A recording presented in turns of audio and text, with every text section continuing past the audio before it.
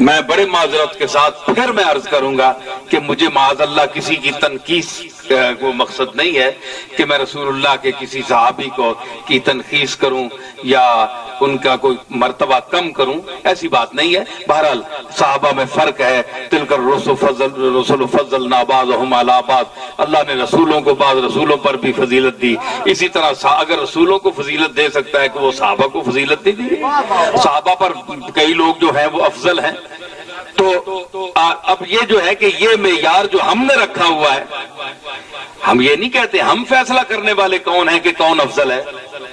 یہ تو اللہ جانتا ہے کون افضل ہے، اللہ کے ہاں کون افضل ہے یہ تو اللہ جانتا ہے۔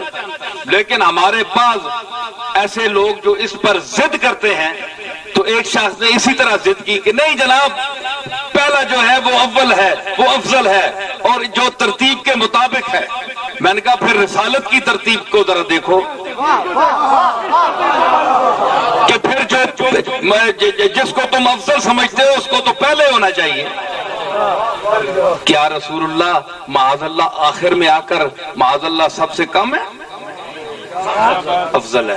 تو پھر یوں تم کہو کہ پھر جو آخر میں خلافت میں آخر میں آیا اس کا پھر مقام خود متعین کرو، وہ کیا ہے؟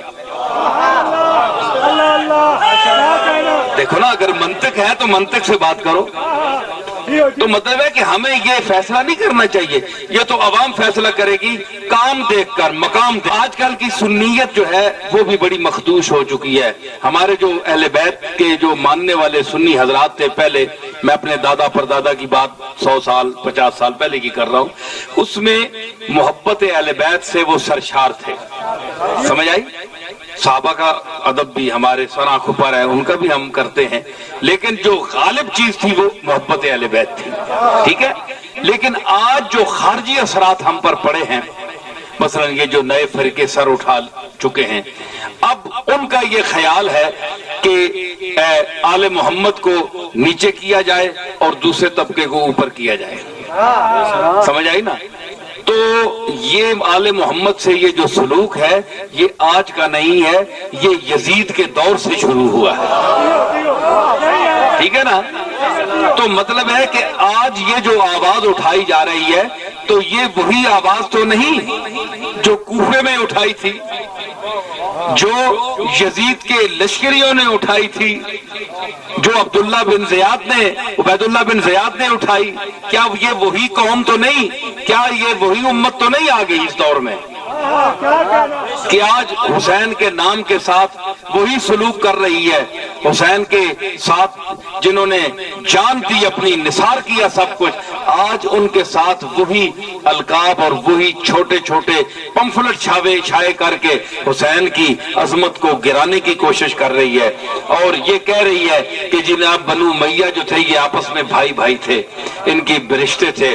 میں رشتوں کا انکار نہیں کرتا، رشتے ہیں، مگر میں اتنا عرض کرتا چلا جاؤں، رشتوں سے جو رشتے تو قائم رہتے ہیں، رشتہ ایمان جو ہے ظاہری رشتوں سے اس کا مقام زیادہ ہے۔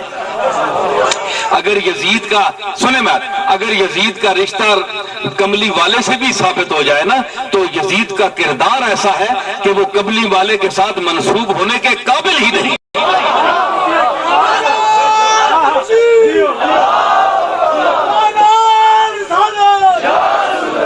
یہ جو میں باتیں کر رہا ہوں یہ میں علی کی محض اندھی محبت میں نہیں کر رہا، اہل بیت کی محض اندھی محبت میں نہیں کر رہا، میں بڑے سوچ سمجھ کر بول رہا ہوں، میں سوچ سمجھ کر بول رہا ہوں، اور میں دیوانوں کی طرح نہیں بول رہا کہ میں ایک عقیدہ آپ کو کہوں کہ آپ یہ ٹھونس لیں چاہے سمجھ آئے یا نہ آئے، نہیں اس کا مانو مانو مانو، نہ یہ بات نہیں ہے۔